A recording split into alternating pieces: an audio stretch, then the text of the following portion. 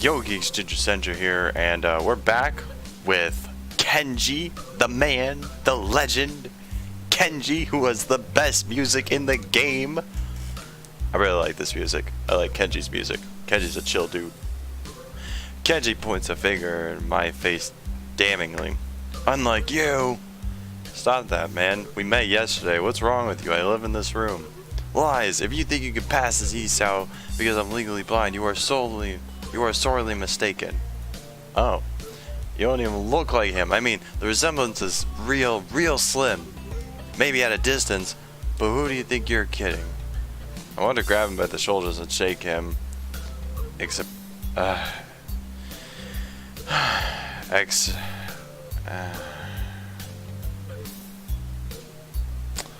rubbed my eyes and let out a heavy sigh. Stay there. Kenji comes closer, one step at a time. One careful step at a time. I stay still, lest he assault me physically, although I doubt he could do damage if he did. Oh wait, I see it now. Damn, it really is you. Come on, Kenji. Come on. You're blind, not stupid. Sighing again, and then once again, for good measure, I step backwards just in case. What's up, man? You don't look too good. I think. Something wrong? I don't know, just had something stupid happen to me. A few stupid things, actually, even if you discount this one. I can't get a proper touch of the other people here. I have no idea if it's because of me or because of them. I don't know why I'm telling this to Kenji. It's not like we've had any contact either. That's rough, dude. Yeah, I'm sorry about calling you a psychic spy and all, but you can never be too careful. It's the hard reality we live in. I feel like it's not. I'm slowly starting to think that Kenji isn't necessarily living in the same reality as the rest of us. Yeah, you see, this is how it is. This world, there is no justice. You see, even when I lose, I win, because I don't lose the lesson. What? What does that even mean? It doesn't matter. He dismisses it slyly. Hold on, can I like spacebar this? Oh yeah, I can. So what happened? Why the long face? Do you have a long face? It's nothing. I just scared some girl off accidentally. Literally, too. She accidentally ran away from me. Was my fault, really, I think. I'm not really used to all this yet. A girl? A cute one. Cute? That's a hard question. She had a nice body and really beautiful hair, but the face? I guess it could go either way.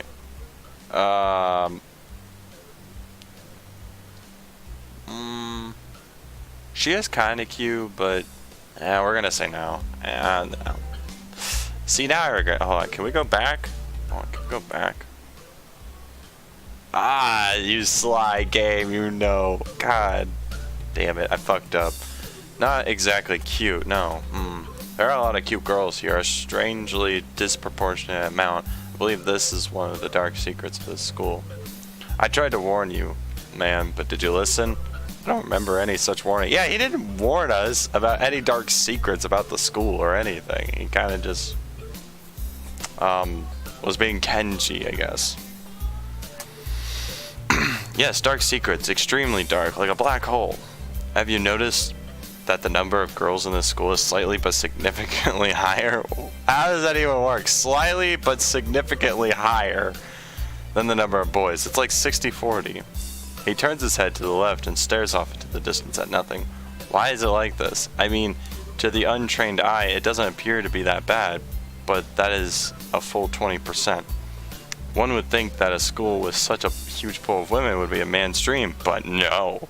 What I am about to tell you could blow your mind. Are you ready? I don't know where this is going, but I think I won't be missing much by cutting it out now. No, I'm not ready. I only get as far as turning the doorknob before Kenji starts talking, showing that he doesn't really care if my mind is blown or not. I believe that this school is a battleground, the site of a feminist infiltration. This disparity in the number of men to women is a clear sign of how far they have come.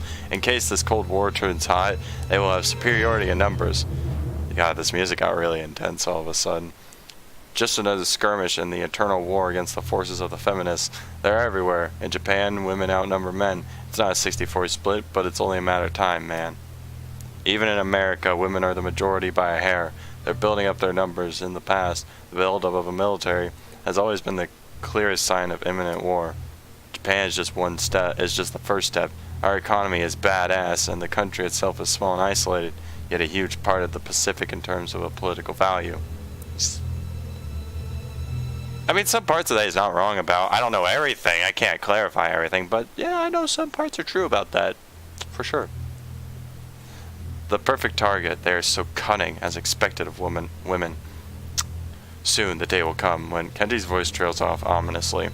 That is why you can't trust them. They will string you along and then kill you, just as they killed me. You will end up just like me. Oh, hell no. I can't stop myself from blurting it out. Hey, what the hell does that mean? You said it, not me.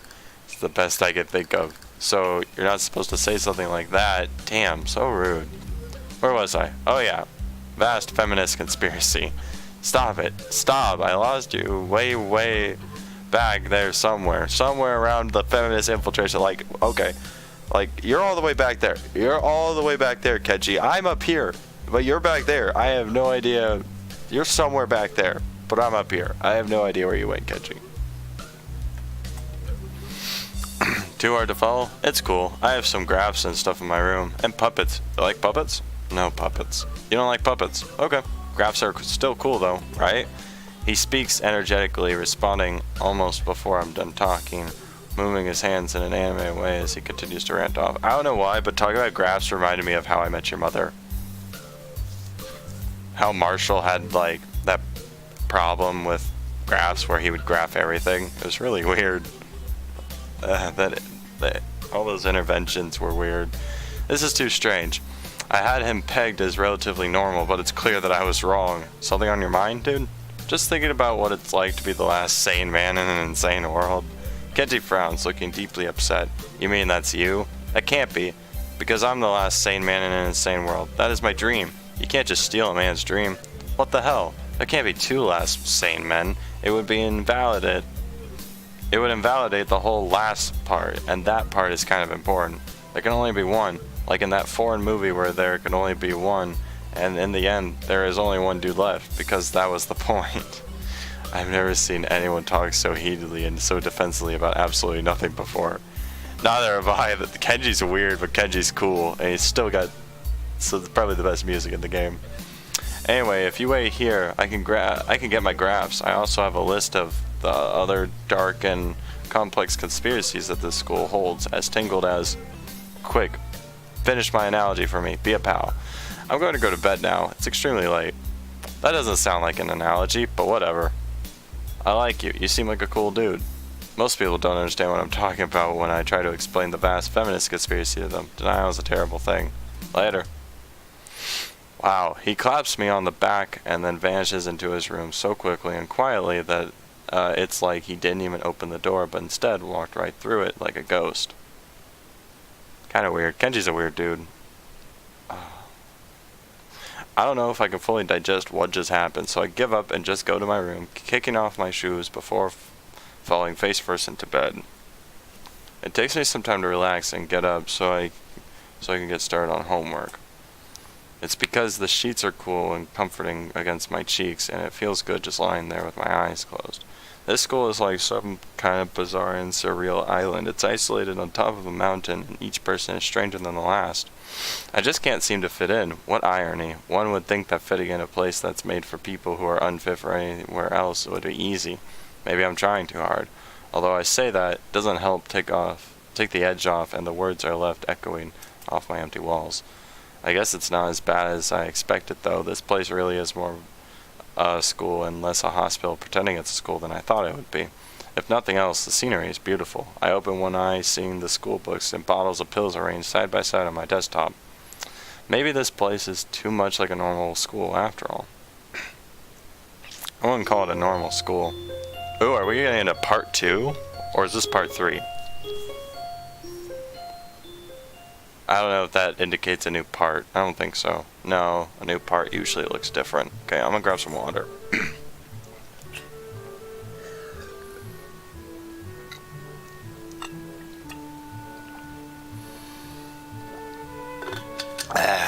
Okay, let's go.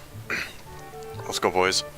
I feel very tired this morning, probably because yesterday itself was a very tiring day. On top of that, I woke up far earlier than necessary. hate doing that.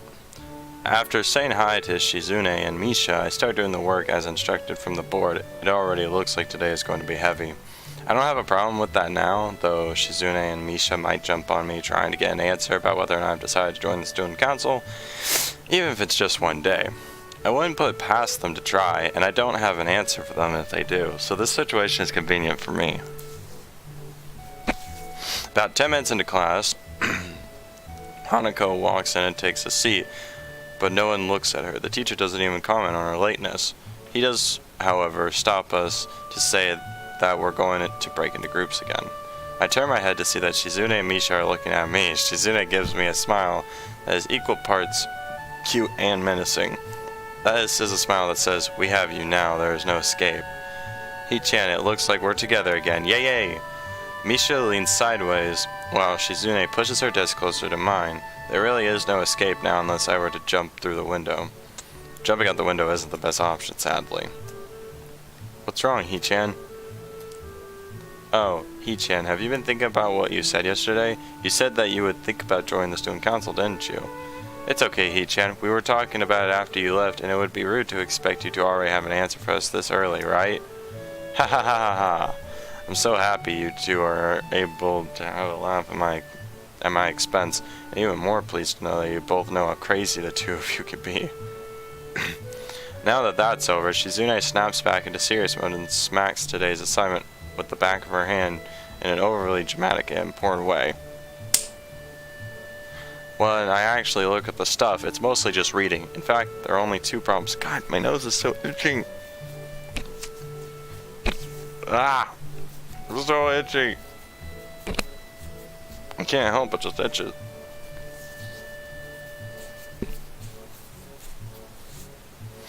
God. I almost want to say something about how her rush to get started seems a bit much considering the small amount of work. In fact, Shizune probably knows how little there is and simply doesn't care. Yeah, it seems like the workload doesn't matter to her as much as the fact that there is work. The actual amount is unimportant. She approaches everything with the same level of ambition. While I'm reading, I let my eyes wander around the room and catch Hanako trying her hand at solving the problems. It looks like she's working alone. I can't remember seeing her working with other people before. Thinking back to how shy she is, it's understandable. Hey, that girl over there. Huh? Who, He-chan? Her, Hanako. Over there. Does she always work alone? I think so. He-chan, do you feel sorry for her because she's alone? I was just thinking that maybe she could work with us or something.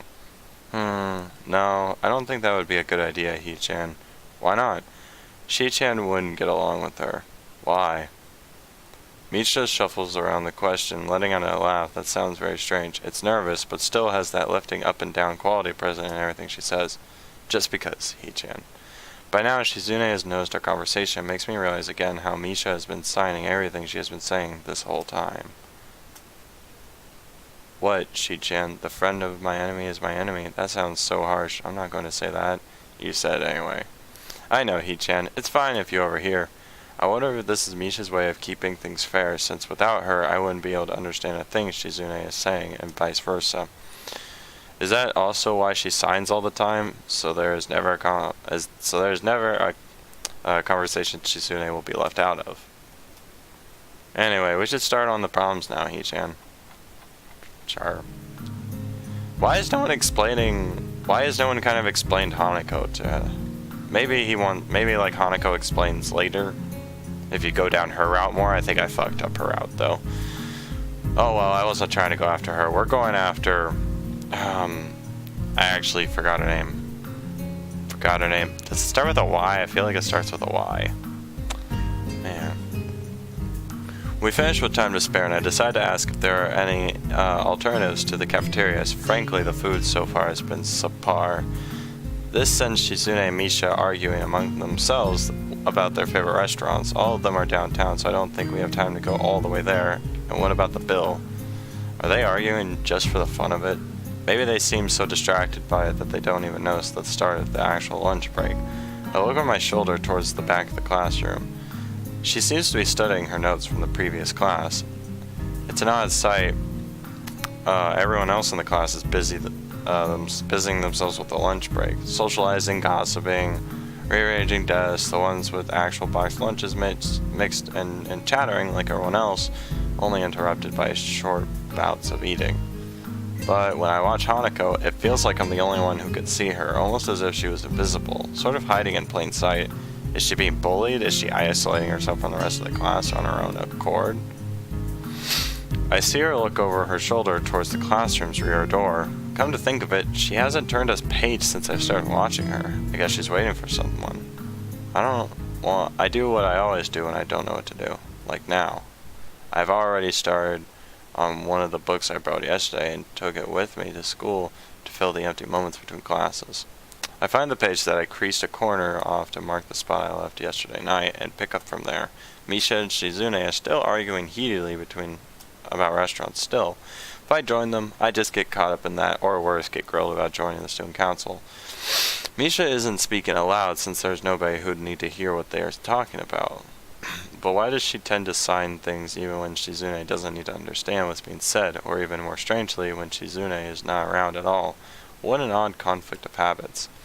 I find it hard to focus on the book, and besides, the lunch break beckons me to leave the dullness of the classroom. I do so, heading down for the cafeteria. Misha and Shizune, having come to a conclusion of one kind or another, follow in my wake, though still taking in their animated fashion. Talking. Just around the corner of the hallway, something hits me in the chest with the force of a runaway train. Ouch. New girl. Opening my eyes, I see a pair of saucer-like green eyes looking at me. Ah. Girl with no legs. They belong to the perpetrator, a short girl who bumped into me and has now fallen down onto the hallway floor. She wears a PE uniform and a very worried frown. The former strikes me as a rather strange thing to have during a lunch break. Those are really short shorts. More striking than that, though, is that she doesn't have legs.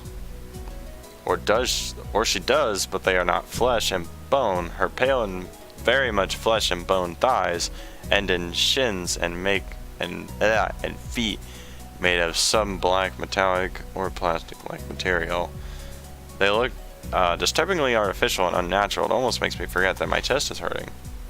The girl winces a little, rubs her nose, and jumps up. Oh man, hey, are you alright? I'm sorry about that, really. I wasn't looking where I was going and you just came out of nowhere. Sorry. She looks really apologetic in the hurt puppy way of looking apologetic. I quickly forget about being angry or something since hurt puppies are my weak spot. It's okay, don't worry about it. Ouch.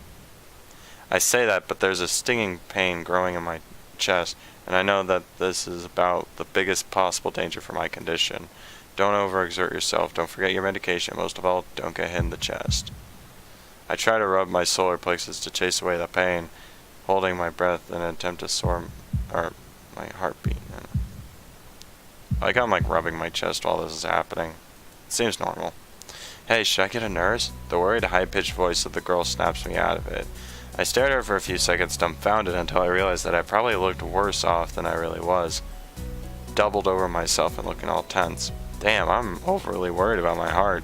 No need, I'm fine. Managing to say something in response, I pull myself upright, feeling my sore ribs one last time, and take a deep breath. She just knocked the wind out of me, big time.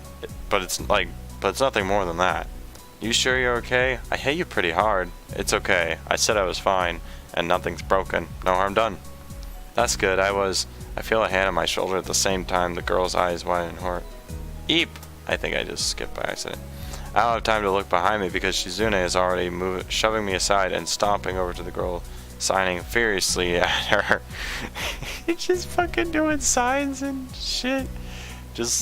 I don't know how to do signs like I don't know how to do sign language. I used to know like the alphabet.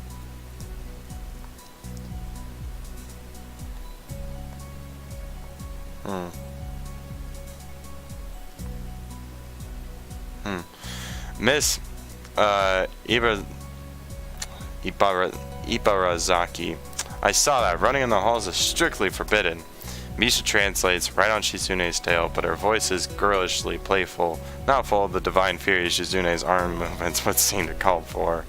Sorry, I was going to get some stuff and I was kind of in a hurry.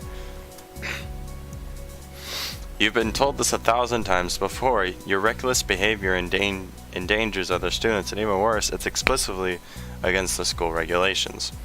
The girl blushes and starts to fidget nervously like a little child caught misbehaving. It's so cute, I find myself smiling. I know that I just...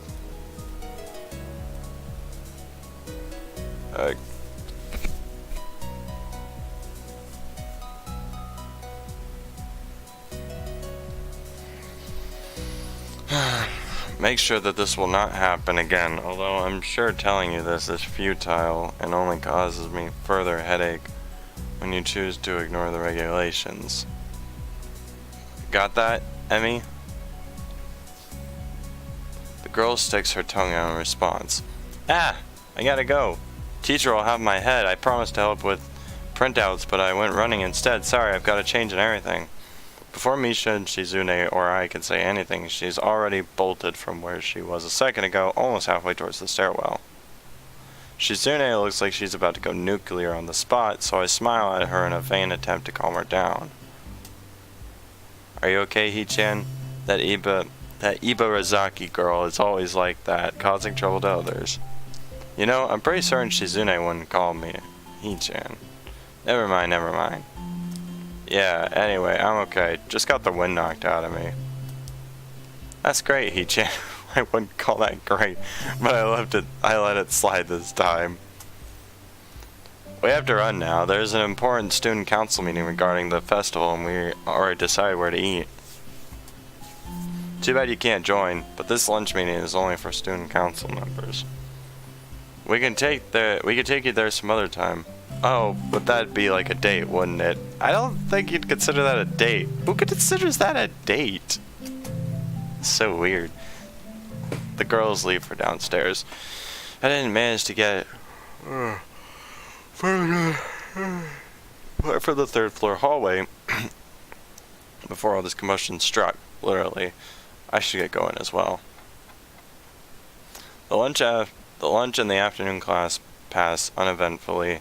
I read most of the book I'd started yesterday and eat some of the most inevitable offerings at the cafeteria. Class is tiresome. The teacher seems like an okay person despite the weird first impression I got, and the material is relatively interesting. However, the way he teaches is really bizarre. It's as if he expects that everyone is a natural genius. That's how school is. School is done where it's done, most of the time it's done at a single pace. Actually, it is done at a single pace.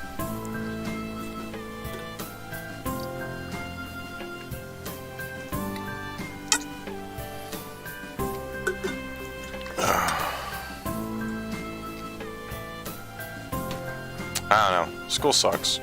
When the final bell sounds, I realize that there is still a lot of time left in the school day, and I'm left wondering what to do. It's odd, at the hospital I had 24 hours a day of free time, but here filling the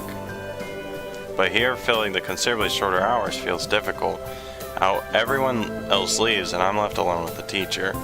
Muto is examining the assignment sheets we were working on earlier, marking them with a red ball pen.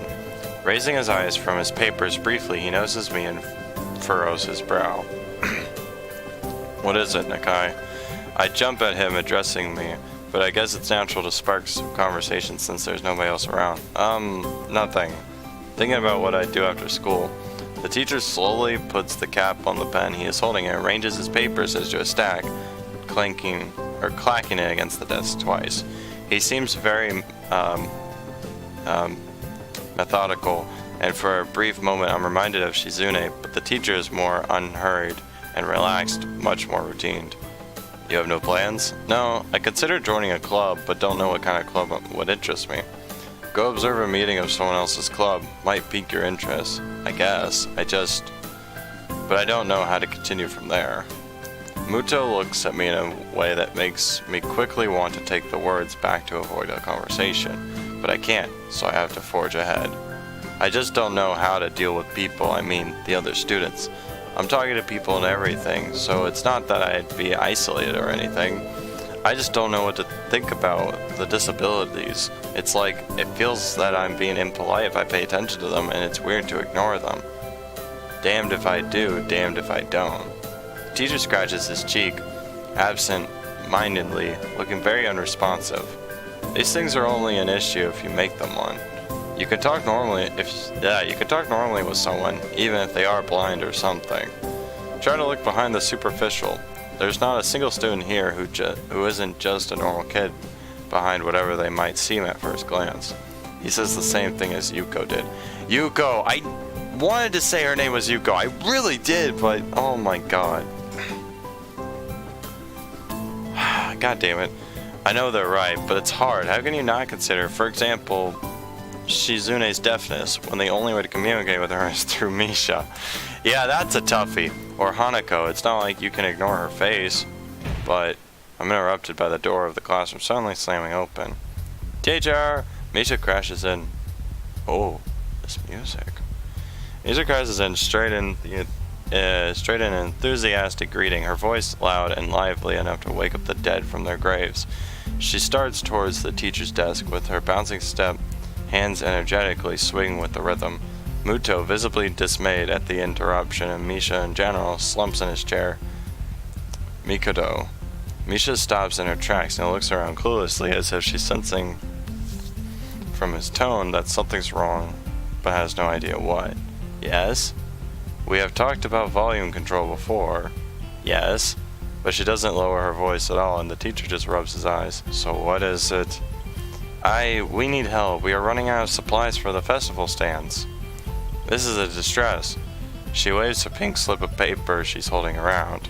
So, go get more supplies from the art room. What's the problem with that? Plywood. Plywood is always the problem. Last time we wanted more, there was only a little.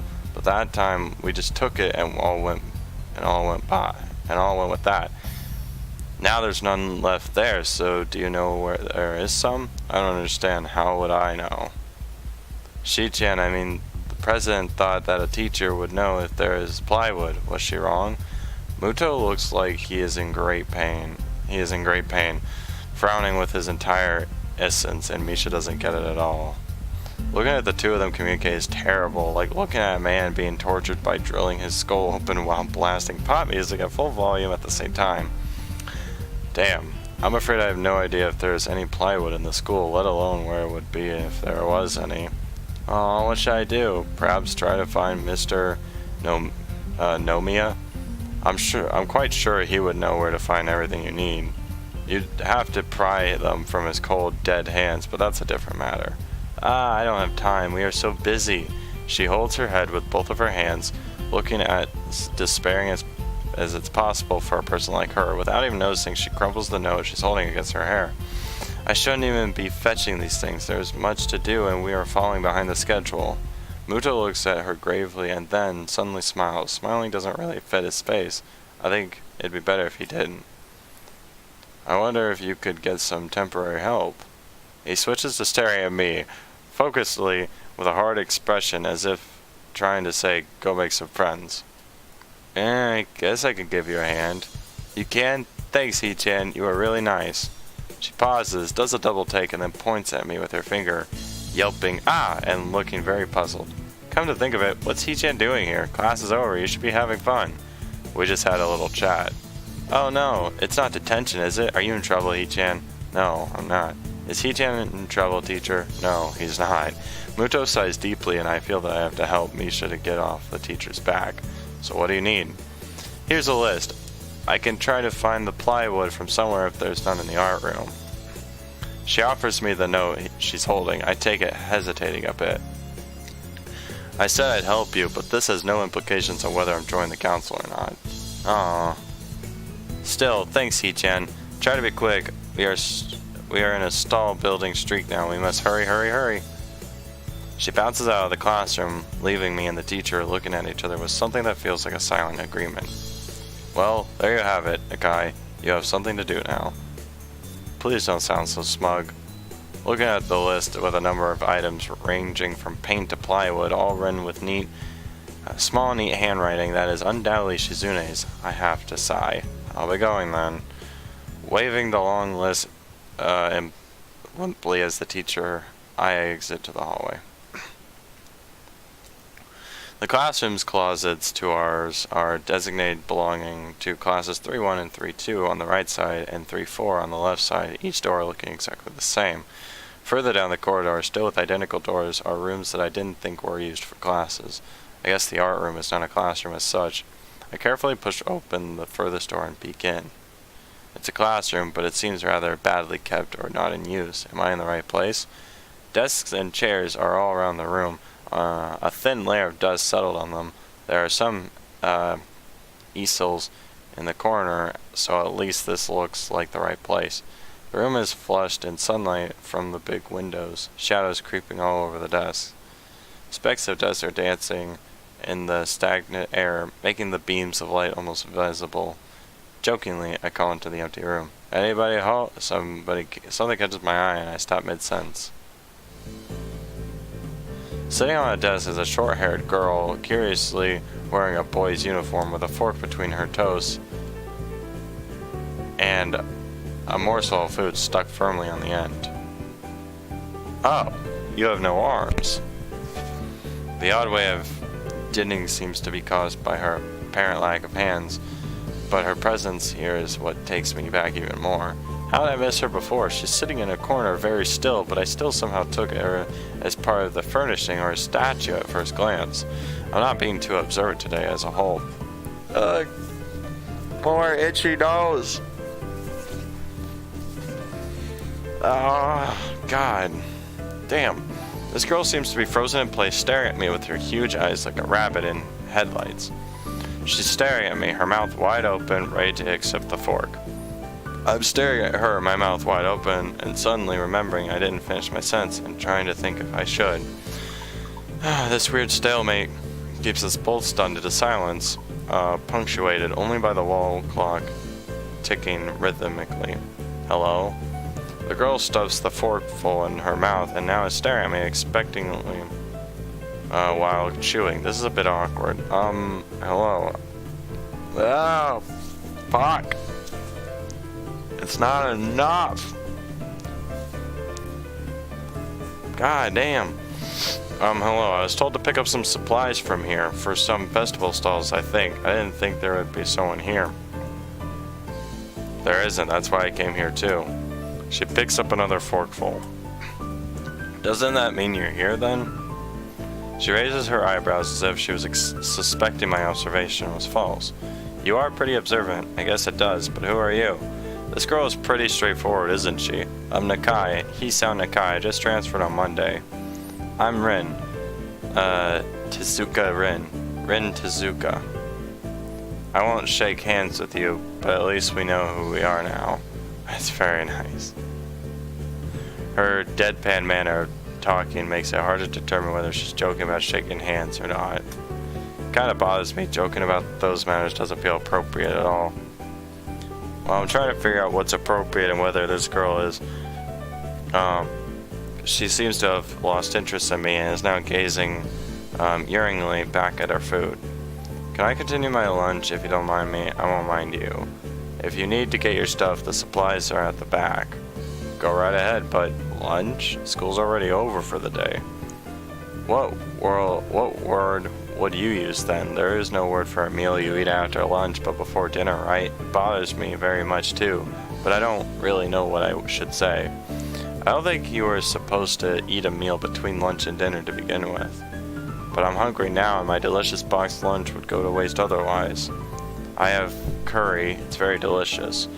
Yeah, that's one difference between like American and Japanese schools, is that like, or just America and Japan in general, is like, or at least from what I've seen in like anime and stuff, is that normally Japanese, at least in anime, again, this is what I see in anime. In anime, I typically see like students and stuff don't really eat, like, for the most part, they don't really eat anything before dinner and after lunch. If it is, it's like a small snack or something, or they're at like, yeah, it's usually a small snack, but I usually snack.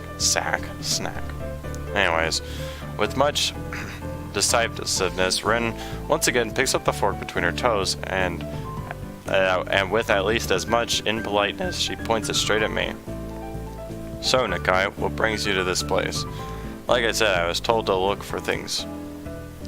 No, the school. No, the school. From outside you look fine. Is your problem inside?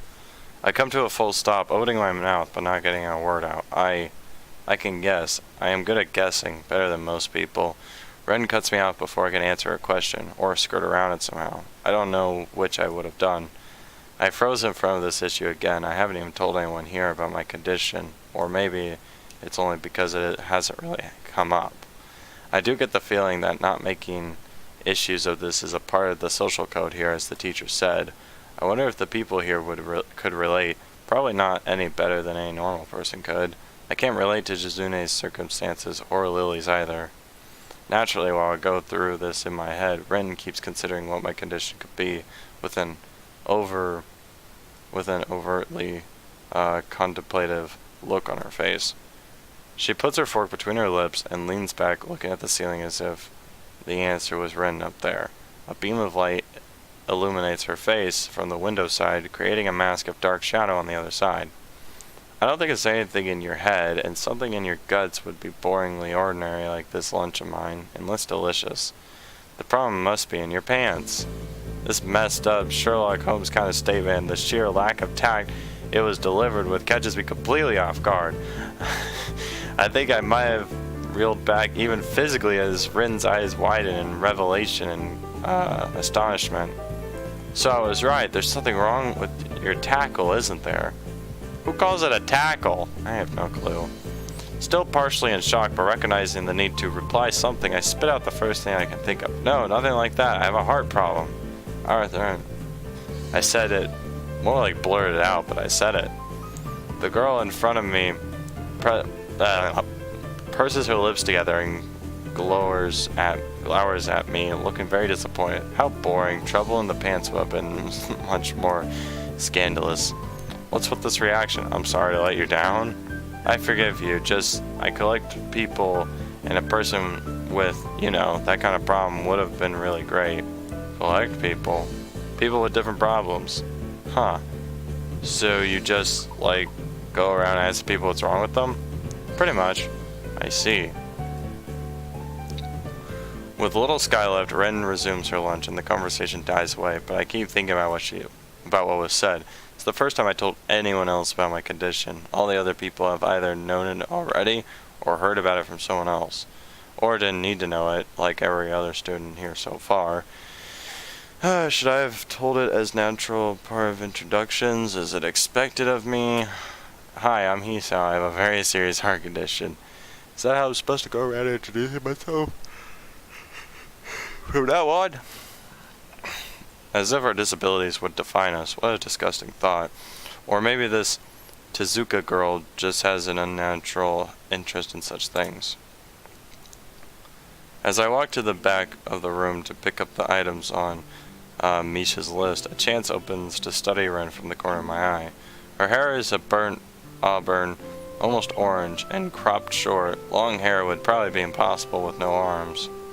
The boy's uniform and the lack of arms would make her look very thin, almost scrawny. She is not particularly pretty except for her murky green eyes, which flicker restlessly from below her short bangs, even when she eats. The distance and the shadows make it seem like they don't reflect sunlight at all, but instead absorb all of it within them like deep wells. She moves her feet almost as deftly as a normal person would use their arms. However, I can see how this sight could discomfort people, especially while eating. It makes me feel a bit uncomfortable, at least. I hesitate to think about the word unnatural, but it's too late now, isn't it? I keep searching the cabins and shelves for Misha's things, but after enough time passes, the silence grows too uncomfortable. I try to force some conversation out of this strange girl. So, do you always eat alone and this late, or do you get the occasional visitor? Visitors? Maybe you are my first occasional visitor, but I don't always eat alone either. Sometimes I eat with a certain person on the roof if she's not horsing around. Horsing. She likes to do sports. Oh. And that's all I can think of to say. Both of us fall silent again as Rin forks the last bits of her meal to her mouth. I look down at my haul and double-check it with Misha's list. It seems I have everything except plywood. So I think I have all the things now. That's very nice for you. Don't feel obliged to stay. I was about to take a nap. You need to do whatever you are going to do with that stuff anyway, right? Or perhaps you like to watch girls sleeping. Not sure what to make of this, but Rin looks serious. Even if I did, I think I have to be going. I'll catch you later, Tezuka. You can call me Rin. I feel that our relationship is at this point good enough to warrant this much. I was already turning to make my exit, but she draws me back in. Fine, then I'm Hisao. Then you are. Rin looks at me hard in the eyes, but that intimidating feeling you get when someone stares at you isn't there. It's like she's actually not looking at me at all. She blinks a couple of times and I can't figure out why a pause like this just popped between us out of nowhere. See you later, Hisao. There's something like a tiny smile there on her face, maybe. I quietly back out of the room. As I shut the door in front of my face, I whisper to myself, what an intriguing person. From inside I hear a muffled sing-song voice. I heard that. What did she hear? I jump at the sudden appearance of Misha, who I had not heard about approaching despite the completely empty hallway. Somehow she had gone to jumping distance of me without making a sound. Creepy. It briefly reminds me of Kenji's nutty theory about a global feminist conspiracy, but I push that aside. Shizune, standing slightly behind Misha, looks aloof as if she couldn't have heard the remark that drew Misha's attention, but Misha is visibly excited. No, wait. More importantly, who is in there? There's no club meetings today. She tries to curiously peek past me, even though the door prevents her from seeing anyway. What are you doing here? You took so long that we had to come check what's wrong. That's no good, He-chan. She wags her finger at me scoldingly. I found plywood, but everything else is still missing because you were tardy. Oh, sorry. I got the things here. Was just going to bring them. I think you were up to some mischief, He-chan. Who was in there with you, I wonder? Misha signs something quickly to Shizune, pointing at her own ear a couple of times. Shizune immediately pushes her way past me and opens the door into the classroom I just left. I can only imagine the shock she is experiencing. With Shizune's diligence and attitude, the insolence of daring to deface a school property by sleeping on top of it must be too much to bear. And indeed, she stares at Rin, frozen in place apart from the slight but not noticeable trembling of her shoulders from suppressed rage, I'm sure. Instead of blowing up, Shizune just takes a few deep breaths, adjusts her glasses, and slams the door shut, turning to sign furiously at Misha. Maybe she did blow up, but I can't understand it. She shoots a very loaded stare at me too, as if it was somehow my fault that Rin is sleeping on one of the tables. I hope she's not getting any funny ideas about the reason of my tardiness. Hello? Rin's voice comes from the other side of the door, and it takes a few eye blinks to realize she might have trouble opening it. I open the door to find Rin directly behind it, looking at us with a half-interested, half-sleepy face. Hello? Miss Tezuka, what do you think you were doing? You absolutely are not permitted to use school property for such disgraceful activity. It sure is suddenly very crowded in here. I didn't know I was this popular. It's hard to say whether she's happy or unhappy about this turn of events. At any rate, she ignores Shizune/Misha's scolding, so they have no choice but to drop the issue. Shizune taps Misha's shoulder, points at Rin, and makes some quick signs. Popularity aside, please don't do that anymore. Anyway, how's your project going? Will it be done for the festival? Rin looks at them blankly, apparently at ease under the pressure Suzune's cold stare is putting on her. I keep wondering about that myself too. And we'll think about it harder. As Misha signs to her reply to Shizune, her face turns into an unsatisfied frown. Miss Tezuka, please try to take this seriously. It'll be a disaster if the wall looks like someone threw up their lunch onto it. Rin nods assertively. We'll think more seriously. Misha actually giggles at that, but Shizune doesn't, not even after translation. She just shakes her head, takes the materials from me, and takes off with Misha in tow. Ugh. Rin frowns thoughtfully as she looks after the retreating student council duo. How rude. It's true though, I must finish my project before the weekend. There will be dire consequences if I don't.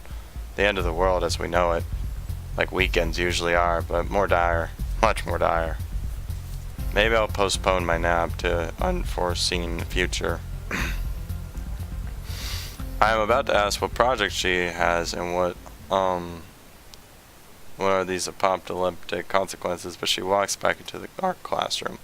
Since you have nothing to do, would you give me a hand?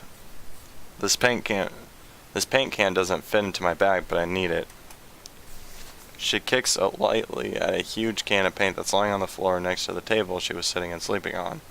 It lets out a dull clang. Being the gentleman I am, I naturally pick it up. Heavy. Yeah, sure. Where do you need to take it? Away. And with that, she takes off to the hallway, me and the paint can following since there's little choice for either of us. The hallway is quiet and empty now with Shizune and Misha gone, so we have to leave towards the stairwell at the other end. Every 10 or 15 or 20 steps, I have to change the can from one hand to another because of the thin handle cuts into my palm. I hate that shit. Hate when you're carrying something and it's like it'll like cut into your palm or something. Like this doesn't, but it'll cut into your palm and it starts to hurt after after a few steps and stuff.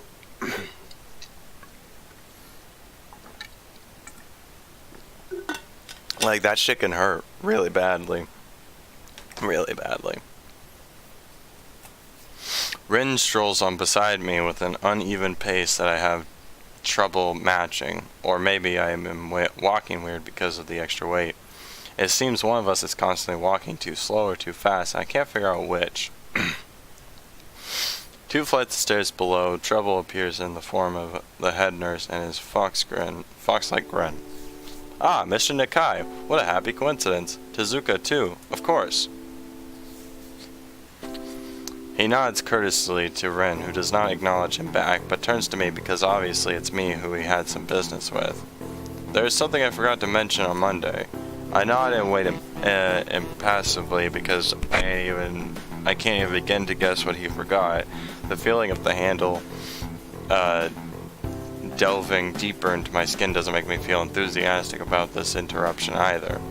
It's about your medications. Since you haven't been that long on your current medications, there might be some unexpected side effects which might require adjusting dosages or even changing to another kind of medication.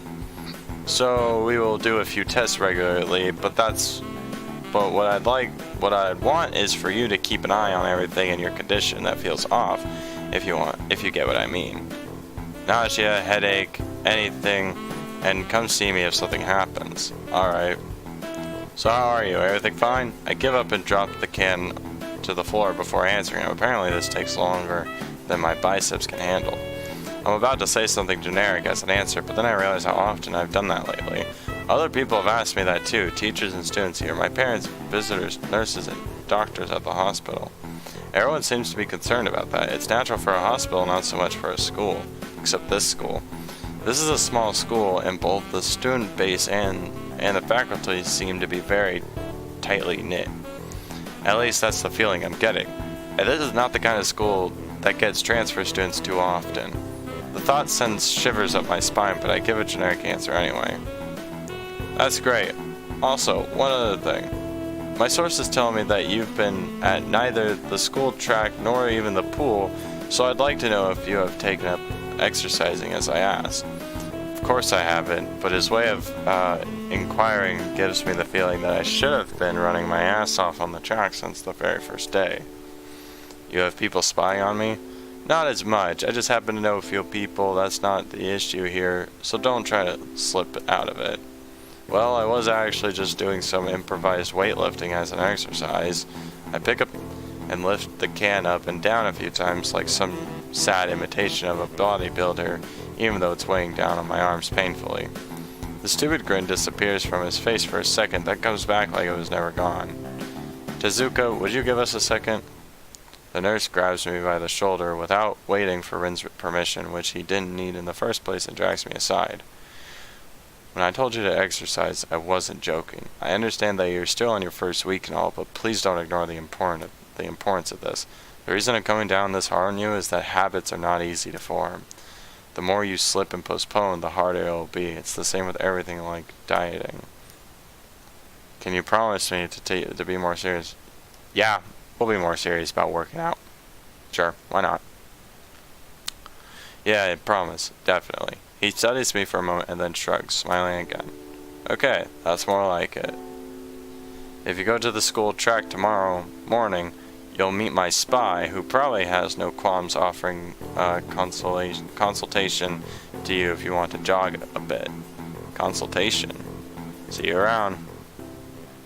He leaves with a wave of his hand and no answer, and I walk to Rin, who has been waiting idly leaning against the hallway wall and staring at the pale lighting fixtures in the ceiling. Even when I approach, she doesn't move her eyes off them. Are you getting medications for your heart thingy? Were you listening? It comes out more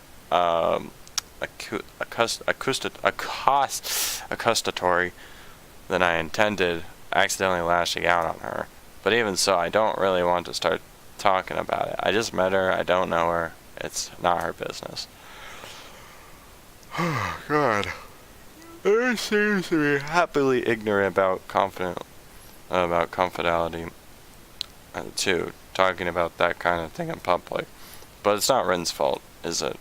I look up at her, suddenly feeling a bit guilty. Ren is just staring past my shoulder, quizzically, her head tilted like a bird's. Sigh. I don't know why this is so hard for me. It feels like there is some inexplicable lock that prevents me from being more upfront about this. Yeah, they're for my heart. Will they make you better? No, not really. They just make me feel a little less worse. Ren keeps looking at me for a while longer, and she neither says anything further nor displays any kind of emotion I could discern. I'm thankful that she doesn't. I think I'm still not quite used to all this. At the hospital it was easy, but I still haven't sorted my feelings about having to live a normal life with this disability. We leave the main building and Ren leads us towards the dorm. We stop at the small patch of greenery in front of the dorm building.